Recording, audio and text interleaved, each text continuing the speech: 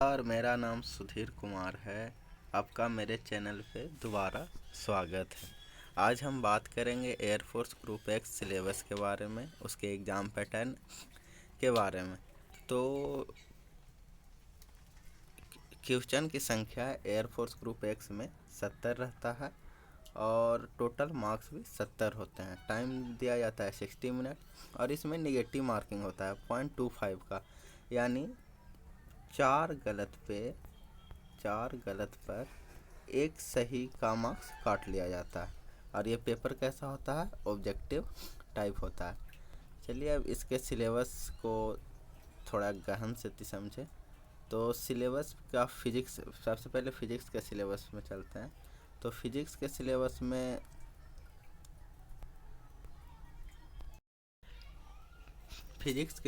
में आपको सबसे पहले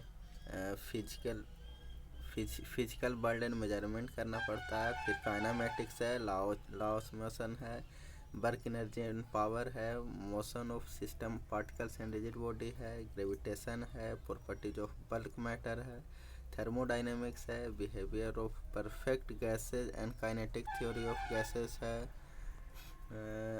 आपको ऑसिलेशन एंड वेव है, इलेक्ट्रोस्टैटिक्स है, करंट इलेक्ट्रिसिटी है, magnetic effect of current and magnetism है, electromagnetic induction and alternating current है, फिर इलेक्ट्रोमैग्नेटिक वेव्स है, ऑप्टिक्स है, dual nature of matter and radiation है, एटम्स एंड न्यूक्लियाई है, इलेक्ट्रॉन डिवाइसेस है, electronic devices and communication system है। यहाँ पर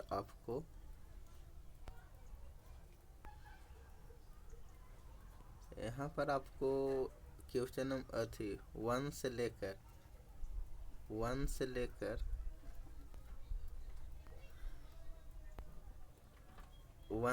लेकर 10 तक जो है,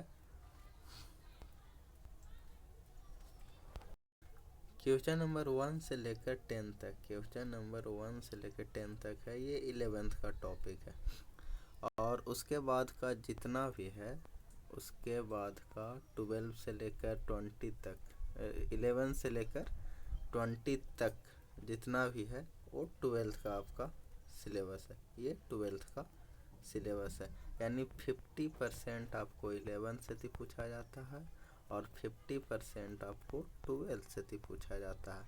तो दोनों को हल्के में मत लेना, दोनों पढ़ोगे तभी कम से कम 15 से 20 मार्क्स आप स्कोर कर पाओगे। इस बार का पेपर फिजिक्स का लगभग हर एक शिफ्ट में पेपर का लेवल अच्छा था। हम मैथ के सिलेबस को अब जानेंगे। मैथ के सिलेबस में सेट एंड रिलेशन है, ट्रिग्नोमेट्रिक फंक्शन है, इनवर्स ट्रिगो फंक्शन है, complex number and quadratic equation है, लीनियर इनइक्वालिटीज है, मैथमेटिकल इंडक्शन है, परमुटेशन एंड कम्बिनेशन है, binomial theorem, sequence and series, ये Cartesian system of rectangular coordinate है, straight line and family of lines है, circle and family of circles है।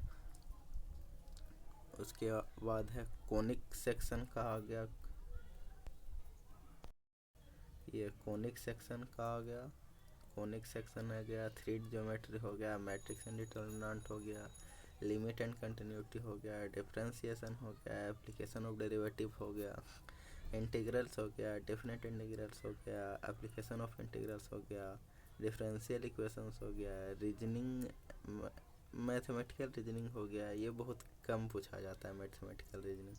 Linear programming भी कम पूछा जाता है। वेक्टर हो गया, प्रोबेबिलिटी हो गया एंड स्टैटिक्स हो गया।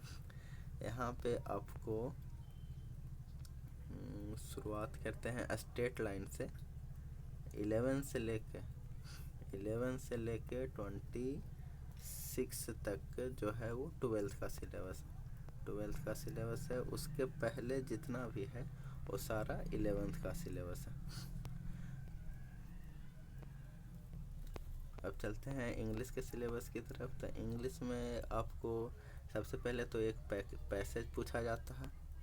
एक पैसेज सबसे पहले पूछा जाता है। उसके बाद ग्रामर 1 में ये subject, word, code, formation of verbs and errors, sequence of tense, फिर ट्रांसफॉर्मेशन ऑफ सेंटेंसेज, इसमें compound, complex, simple, negative, affirmative, ये सारे तरह के जितने भी ट्रांसफॉर्मेशन ऑफ सेंटेंस होते हैं वो सारे पूछे जाते हैं। ये ग्रामर 2 का जितना भी पोर्शन है ये सारा एक दूसरे से रिलेटेड है, किसी एक को आप पढ़ के सोल्व नहीं कर सकते हैं। इसमें से जितना भी क्वेश्चन आपको पूछा जाएगा वो सारा एक दूसरे से रिलेटेड होता है, ठीक है। फिर आ गया वोकैब का सेक्शन। वोकैब का सेक्शन में आपको synonyms, antonyms, one word, spelling error, idioms and phrases, और फिर करेक्ट वर्ड फिटिंग, ये इसमें से तो एक क्वेश्चन पक्का है, एकदम फिक्स है। ये वोकैब है, इसमें से वोकैब में कम से कम 4 क्वेश्चन एकदम फिक्स रहता है वोकैब से। फिर इन नरेशन एंड डिग्री से इससे एक क्वेश्चन एकदम मस्ट है। Voice and active and passive voice में एक क्वेश्चन मस्ट है, और जंबल सेंटेंस से एक क्वेश्चन मस्ट, यानी 4 3 7 क्वेश्चन आपको वोकैब और नरेशन वॉइस जंबल सेंटेंस से आ जाता है। बाकी ग्रामर 1, ग्रामर 2 और यहाँ से 4 गो तो 4 पैसेज हो गया, तो 4 3 7 7 4 11 क्वेश्चन टोटल, और ये 9 क्वेश्चन ग्रामर 1 और ग्रामर 2 से पूछा जाता है। तो ये रहा आपका सिलेबस टोटल, ये इंग्लिश का, मैथ का और फिजिक्स का।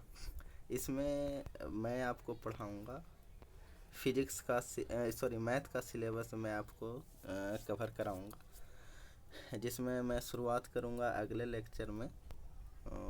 मैं ट्रिग्नोमेट्रिक फंक्शन से स्टार्ट करूँगा। ट्रिग्नोमेट्रिक फंक्शन को मैं 2 क्लास में ख़त्म करने की कोशिश करूँगा।